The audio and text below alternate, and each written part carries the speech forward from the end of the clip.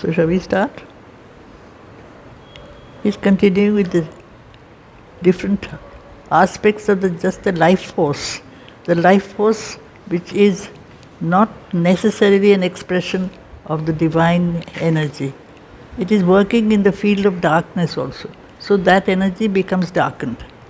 So we have the vital movements in our nature, vital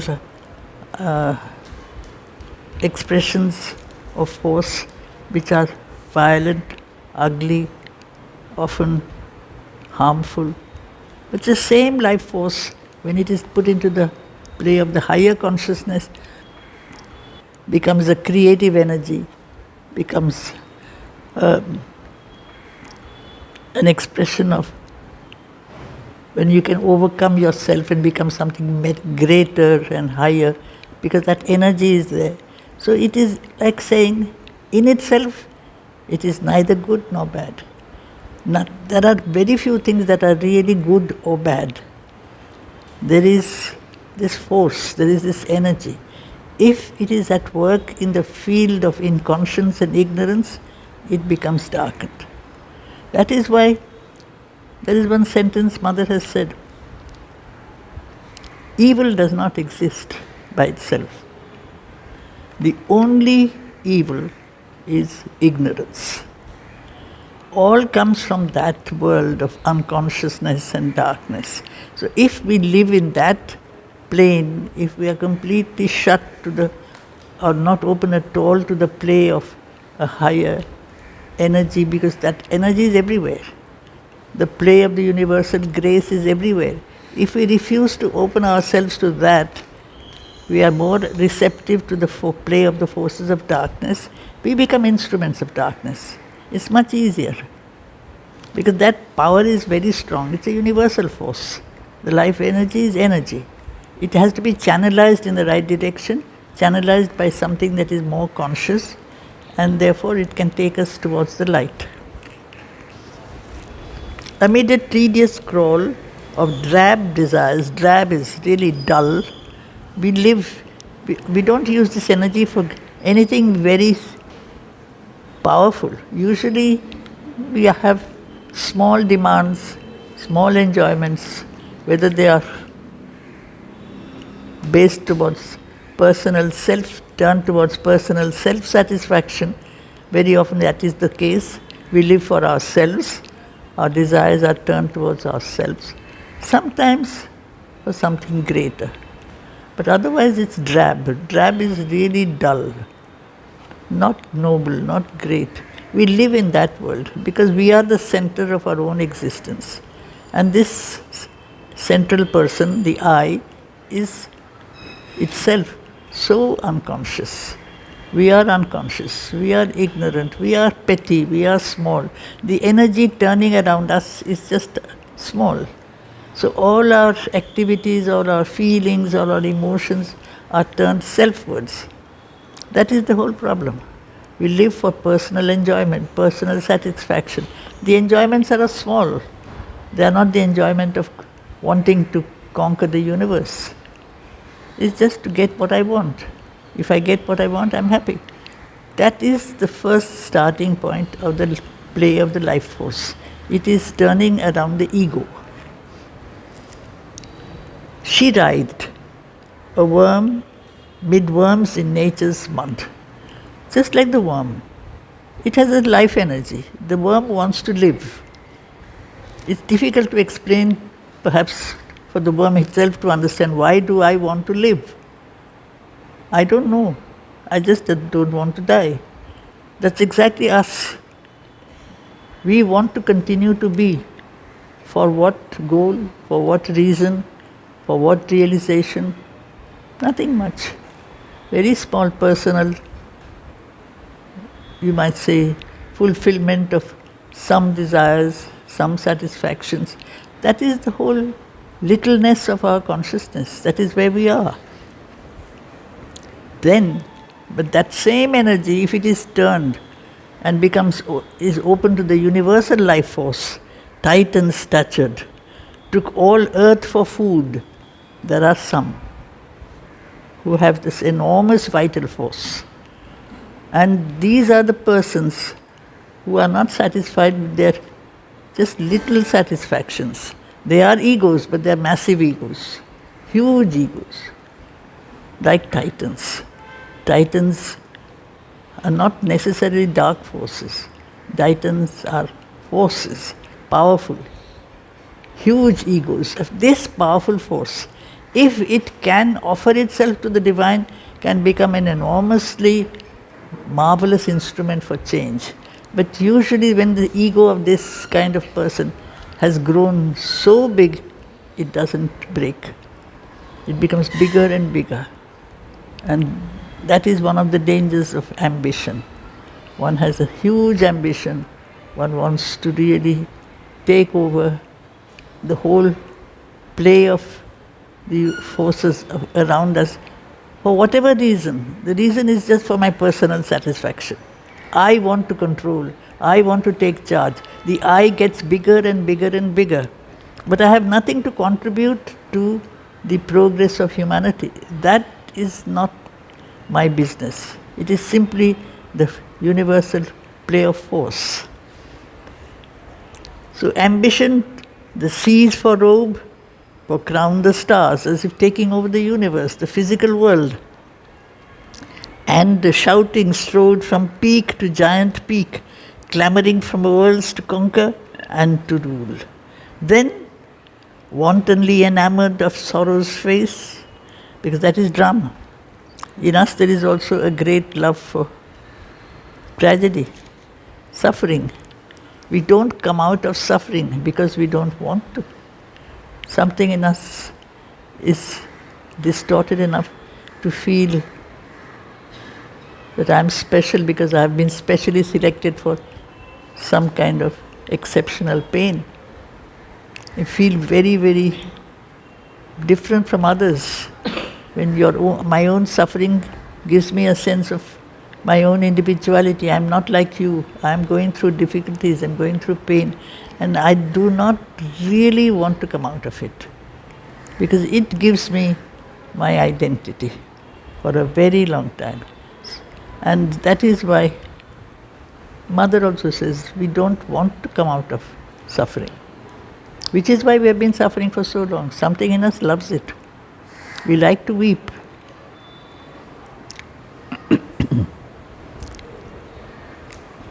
Then, wantonly enamoured of sorrow's face, she plunged into the anguish of the depths. This life energy, she is life force, in the very heart of darkness, and wallowing, clung to her own misery. She loves that misery. If we really did not want to be miserable, we would do something about it. Something quite strong. Just get rid of it. Just look at ourselves and say, that's enough. We've gone through all this for a very long time. That's time enough to come out of this. It's not required, really. If I am not great, so what? If I have not achieved something marvelous, so what? I have taken one step forward. That, for the time being, is the best I can do. If each of us concentrates on just even our little progress, our little development, we have no time for misery. But self-pity is something that is really fundamental to the ego. We feel very, very special with this sense of self-pity. This is the misery. We love our misery. She plunged into the anguish of the depths and, wallowing, clung to her own misery. In dolorous converse with her squandered self, herself, which is being, man has a consciousness, and we are using this consciousness just for our own, in a sense, pleasure. Pleasure of weeping, pleasure of drama, pleasure of all kinds of movements that make me feel isolated from the others. I am different, I am special, I am very sensitive, I am this. I like to say this to myself, I am not like you, so I feel very bad about all these things. If I can just brush it off and say, actually I have to not waste time on these things. There are things in us that will drag us down. We are made of that stuff. But why waste our attention on that? Why not turn the attention otherwards to something that also we can be, something where we can break out of our littleness? It all depends on which way we turn our consciousness. Yes, the downward pull is there. Okay, I agree. I agree I'm weak. I agree I'm not perfect. But even if I have a moment of a genuine opening to something beautiful, noble, great, that moment is much more valuable than all the rest. And hold on to that movement of trying to break out of my littleness and to grow towards something better. Because I am little, so just repeating it will not help. Repeating that I am made of fear, I'm made of impurity, made of incapacity, made of somebody, nobody understands me, nobody loves me. So what? The divine loves me. Nobody loves me, what does it matter? What does it mean, love? Our love is asking for returns in exchange. I give something, I want something in exchange. But can I just allow myself to be taken up by that force, the universal love and grace, that in spite of me, if I call, in spite of me, can take me forward, can take me upwards, in spite of my weaknesses? Because I do have weaknesses, we all have. But why focus on those? Why not focus on the other side? That we have the ability to open our nature, not just our eyes, open our whole being to something much more than our little self, much greater than our little selves. And we touched by, just like you can look at the sun and not look at the night and live in that darkness. Otherwise, we are in dolorous converse with our squandered self. She wrote the account of all that she had lost. We do just that. We keep on repeating to ourselves how badly we have been treated, how many wrong things have been done to us, and we don't want even to try to get rid of it. Okay, I have been misunderstood, I have been badly treated. Just holding on to that will not remove these things. So that is why repeatedly Mother says, wipe off the past. You cannot undo the past, but you can just cut off connection with that. Look towards the future. Look towards something other than yourself. Just thinking of whatever you had and you have lost and how badly you have been treated. And this is man's one of the greatest pastimes of the human being. So much poetry, so much art is written about this. It's all about this, the sense of personal suffering. So she wrote the account of all that she had lost, or sat with grief as with an ancient friend. It's my old friend. What words? Yeah. We don't want to get rid of it. Just like you don't want to get rid of your old friends. But do our old friends, because they are old friends, have they always pulled us forward? Or do they take us down? Because in the past, perhaps my companions were like me. Their vision was limited, their aspirations were small, and we were perfectly comfortable in that little circle. Today, if I can open myself, you say, how could I bear the company of these people who don't understand or have any kind of response to things that are of real worth, of light and truth? They go back again and again to the past because that is tradition. And it has a big hold on our nature. This is what has happened. We can't come out of it very easily because it has the dead weight of the past. It's a big weight. So this was sat with grief as with an ancient friend. A romp of violent raptures soon was spent. Sometimes it's the other way around. It is like a pendulum. You pull something this way, it goes also to the opposite extreme. When I have been unhappy, so I want to break out of it, so I make a decision to become part of something extremely, dramatically pleasurable, whatever that nature of that pleasure could be. But usually it's the lower nature, the lower vital, the physical.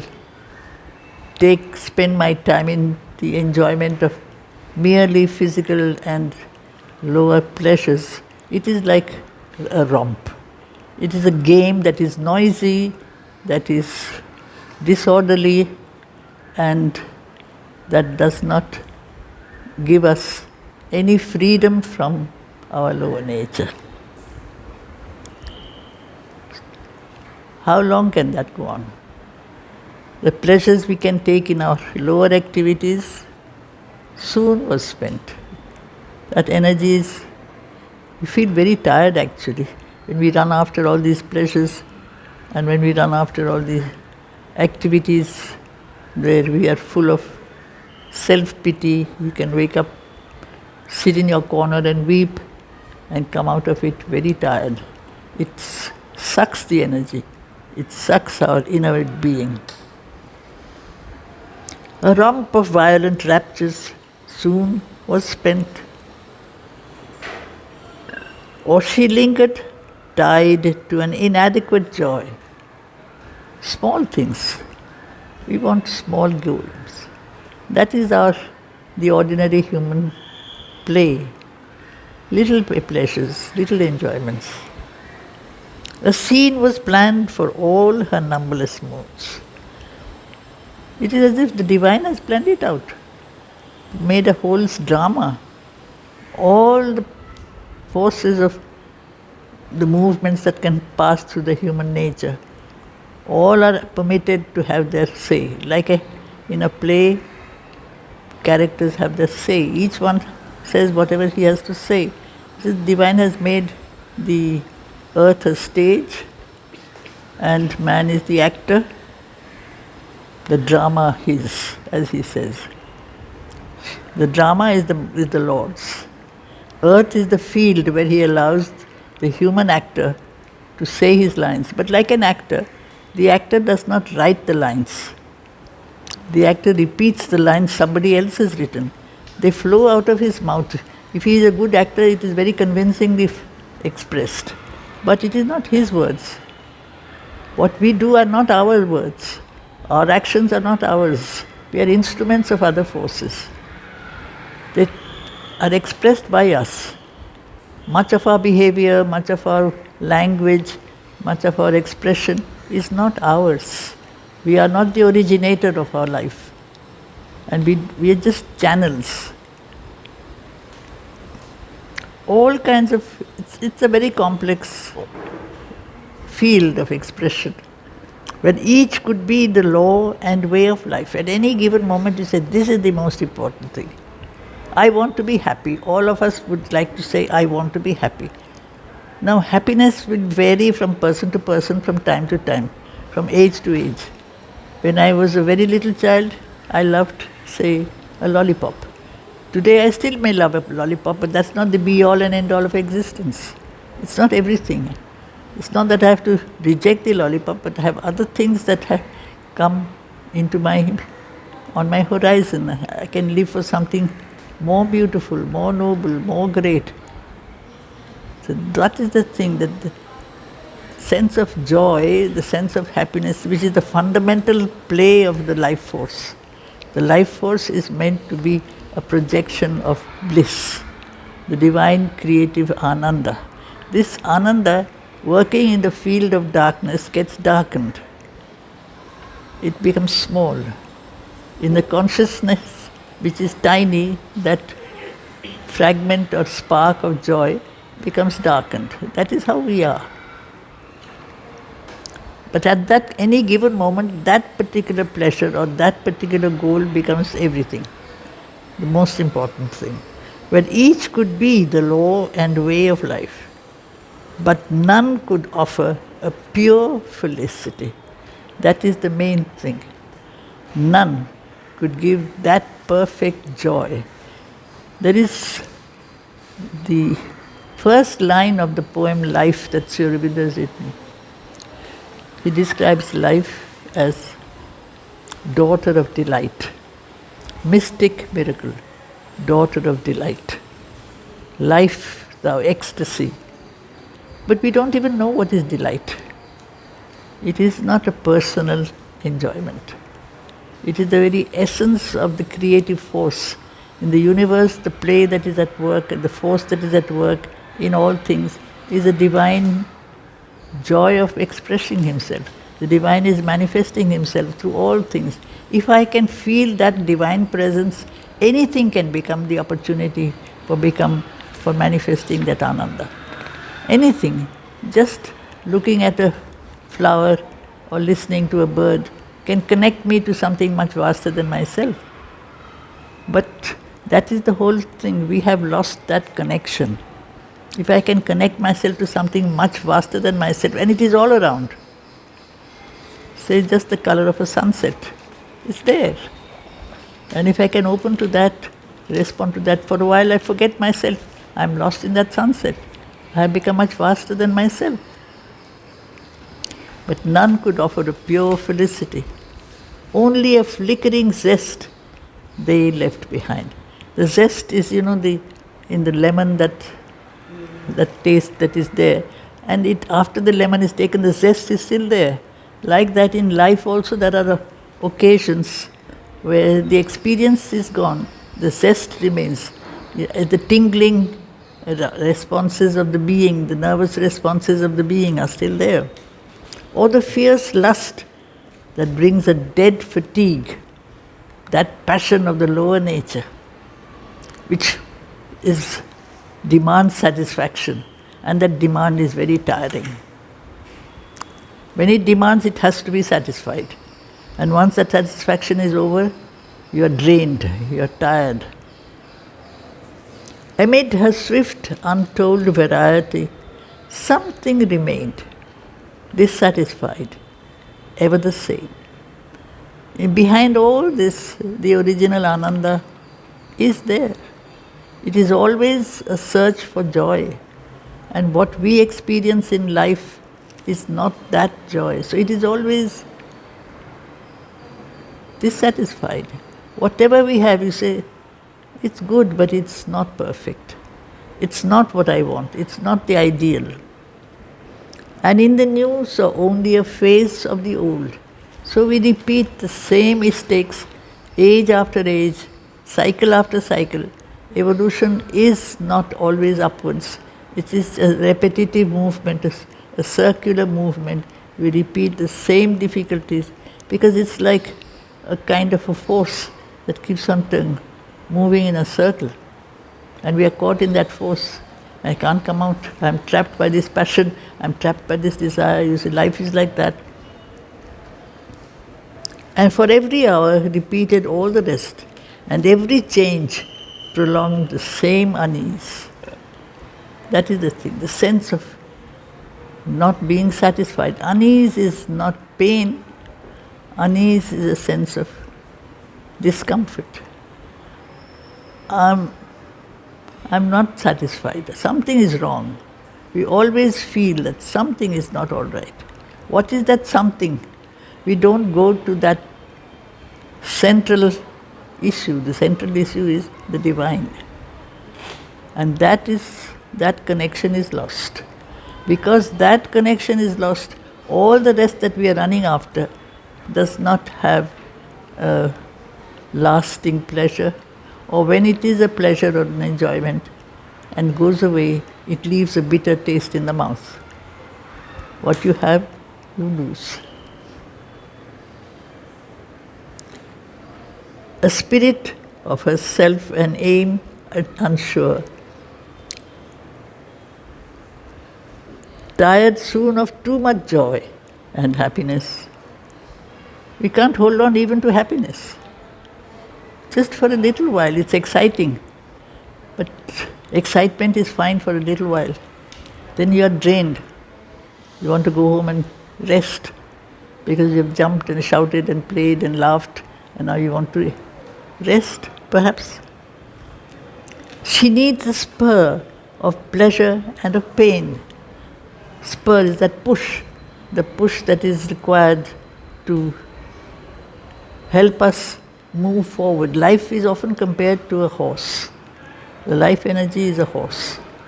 And that is one of the significant things.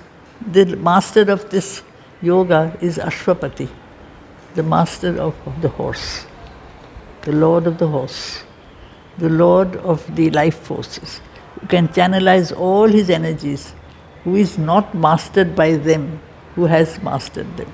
We are mastered by our passions. We are mastered by our desires. We are pulled this way and that way, sometimes towards the light, more often towards the darkness, sometimes towards dullness, towards apathy. All these are aspects. To be able to take hold of the life force and lead it forward, that requires a greater conscious mastery, which we don't have. So he uses the image of the horse when he says the spur, because the rider of the horse has to have spurs on his boots, so that the horse is energized to leap forward. Tired soon of too much joy and happiness, she needs the spur of pleasure and of pain, and the native taste of suffering and unrest. Because if you do not suffer, you will never taste, you will not feel the pleasure of joy. We go in contraries. Unless I have been unhappy, how will I recognize happiness if it ever comes? Then I can compare and say, yes, yesterday was not nice, today I am happier. Yesterday I was hopeless, I felt devoid of hope, devoid of any kind of aspiration. Today I am happier. So perhaps we need this interplay of black and white, darkness and light, rising and falling. This is the duality of our human nature. This is our life force. So she needs the spur of pleasure and of pain and the native taste of suffering and unrest. She strains for an end that never can she win. That's the whole thing. Because she is not changing her consciousness. Life wants Ananda. She cannot get it. On the vital plane, you cannot get it. You have to change the... If you stay on that plane, or within the vital plane, if you can get in touch with the divine source of the life force, the divine origin, which it is very difficult because the vital is the field of turbulence, of excitement, like the waves of on the surface of the ocean, rising and falling all the time. Deep below the ocean, you have quietness. Life can be quiet. But the whole problem is, usually, I am the slave of desire. The first solution is to slay desire, or not be the slave of desire. I am not enslaved to my nature. I have a nature which is not transformed, but I am not the slave of my desire. That itself is the first mastery. And that is the solution the Buddha gave, for instance, of how to come out of suffering. Cut off connection with desire, it is the source. Otherwise we enjoy that native taste of suffering and unrest. She strains for an end that never can she win. A perverse savour haunts her thirsting lips. It is bitter, and we enjoy that bitterness. That is the whole thing. It stays with us. The love of sorrow, the love of weeping. We love to weep, we love to repeat. That is why when unhappy things are experienced by us, it keeps on repeating itself in your mind and heart. You can't get rid of it. You keep on and on and on and on, talking about it, thinking about it, living in that state. It takes hold of us. We can't say, bus, enough. I've gone through it, I know it wasn't pleasant, now let me move on. We have to keep on moving on. Life is a field where we have to move on. We don't move on, we move round the same circuit. And so a perverse savour haunts her thirsting lips.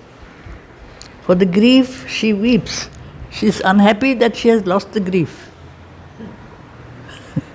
which came from her own choice. We suffer because of our own nature, because we are receptive to this need of personal satisfaction. When I don't get what I want, then I lose.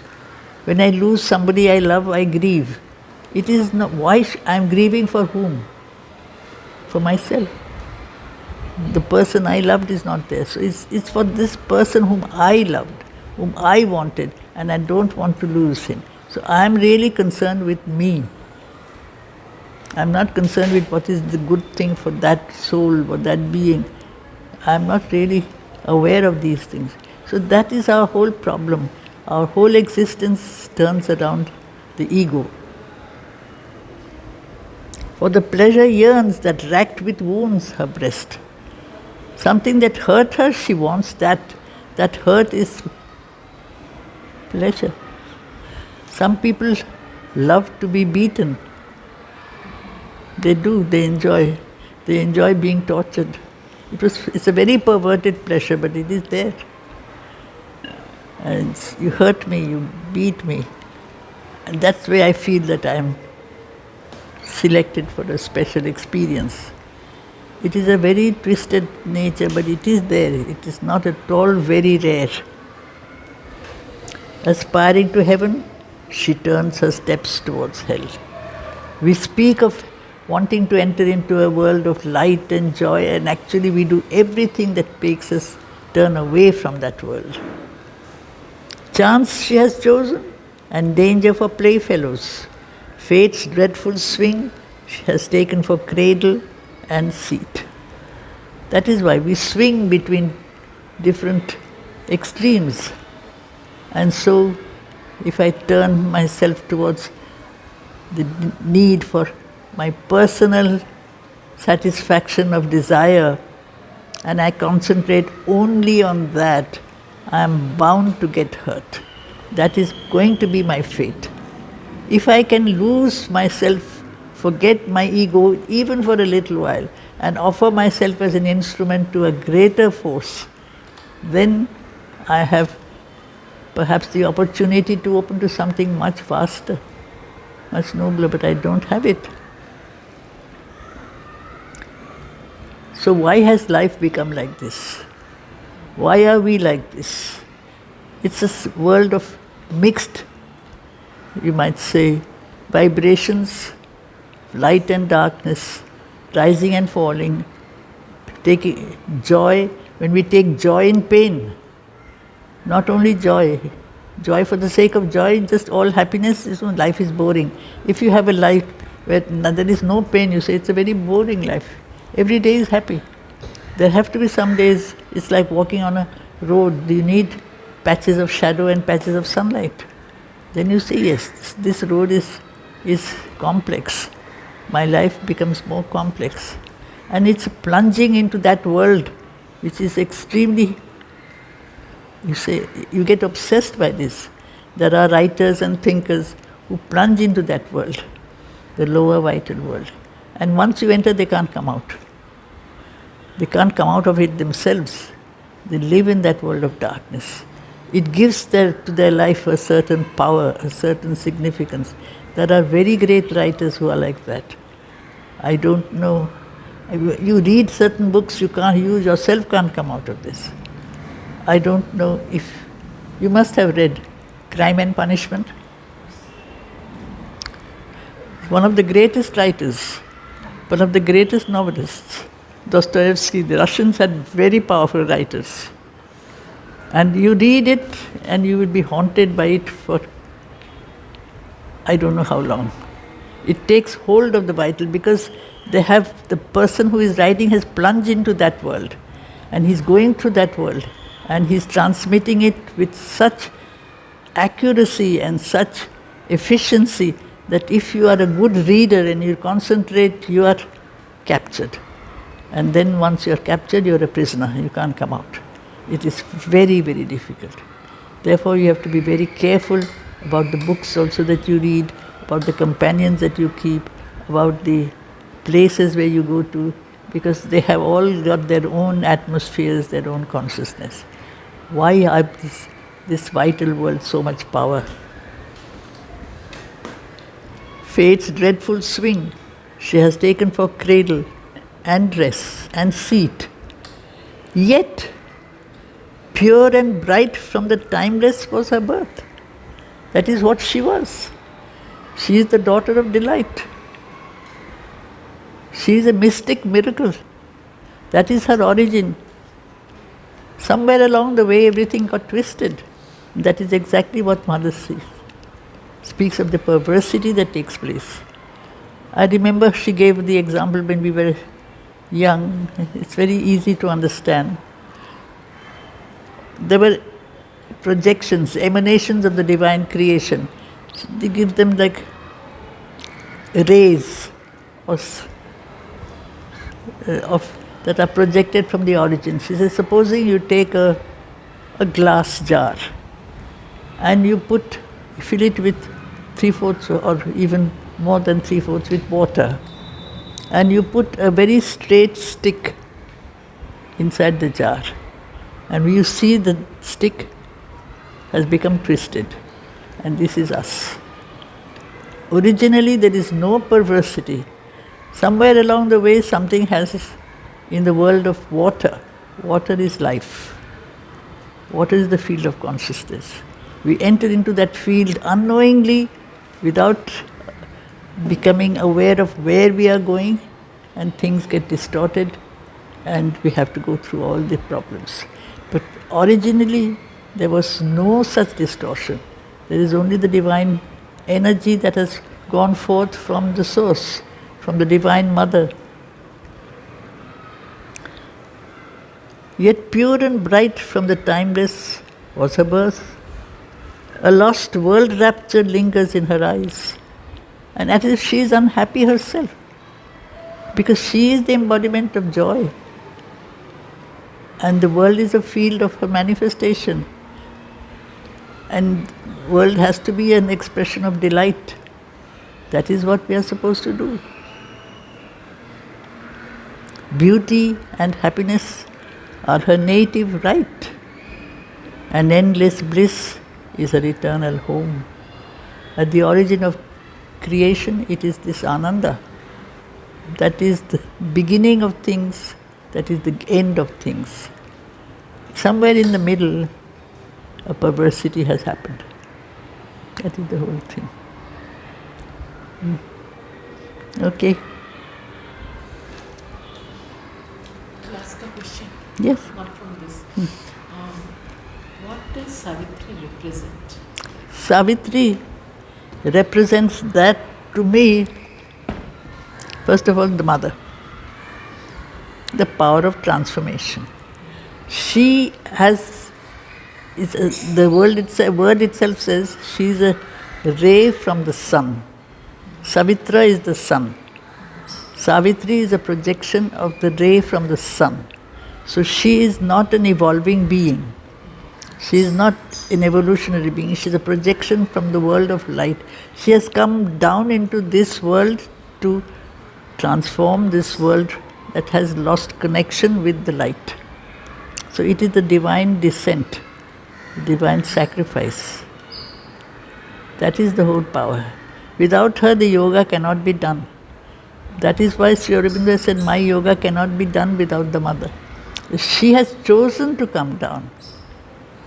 That doesn't mean her origin is the divine and she has never lost touch with that origin. But she has accepted the conditions of life as it is. She has not stayed apart saying, I belong to another world, I don't belong to this dirty world where there is so much error and so much darkness. so I don't want to be part of all these things. She's taken part in everything.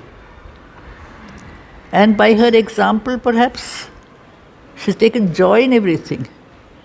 Joy in running and walking and playing and eating. There's nothing that she has not done. And telling us all this can become an expression of the manifestation of the divine if you remain in touch with your inmost psychic guide. She is that guide, she is also inside each of us. So if we can stay in touch with her, then all life can become yoga. It's an opportunity for yoga. That is the synthesis, the subtitle of the book, isn't it? All life is yoga. But Savitri is that power of change, that power of transformation, that power that does not believe that forever all will have to be destroyed. Because if for us there is always the element of imperfection, it will be destroyed. So the two main characters of the story are Savitri and death. Death is the inevitable end. If there is a curve that goes up, it goes down. Can the curve go up and then it is further up and up and up? That is a new world, a new manifestation. That is the challenge she has taken up. That is why one of the sentences Aurobindo said at the end to the mother in the last year of his physical existence, you have to complete our supramental yoga of transformation. It is for her to complete this. So she had to stay back. He left, but she had to stay back. What does Satyavan represent then? Later, he is the soul of the earth. This being that has plunged into the darkness and is evolving from below upwards. It is to liberate this soul of the earth from the clutches of darkness that she has come. Out of love for him. He is the divine that is coming up from below. But he is never darkened, but he has entered into the darkness. But she has come down voluntarily. He is coming up from below. So we can say Satyavan represents human. He is not a human being in our human sense. He is given that very beautiful canto which is the book of love, but he is the divine also. Love is divine, but it is not what is usually described as a marriage between a man and a woman. Or basically, what is that marriage? What is the marriage? It is an expression of lives that linger, that join together because there is a unity of conscious souls. You recognize. So here a soul can recognize its answering soul. You can recognize. There is a kind of a play of the divine in the multiplicity. But Satyavan is the soul of the earth. She is the descending power.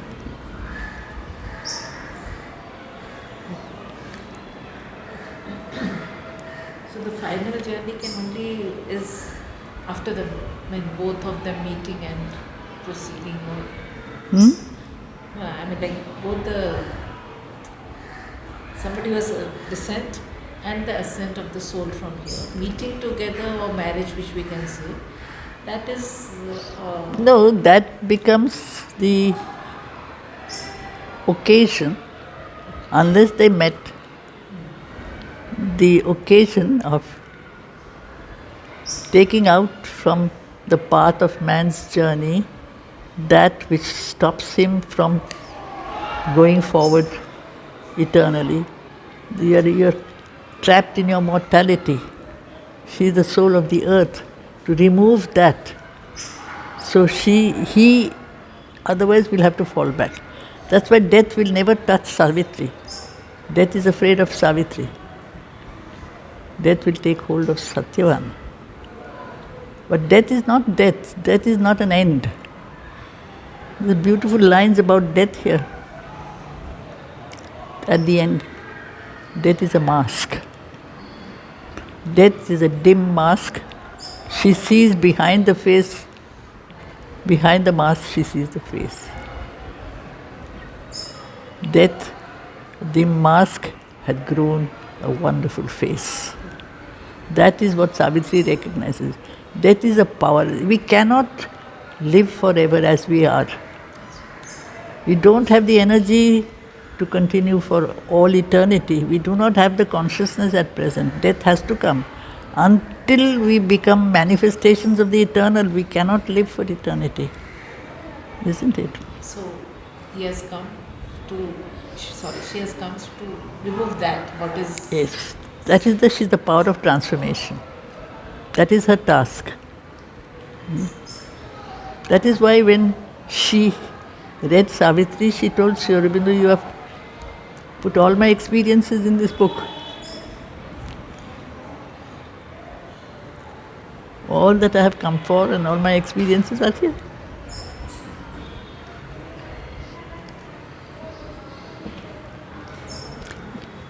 It's for the future yet. Okay.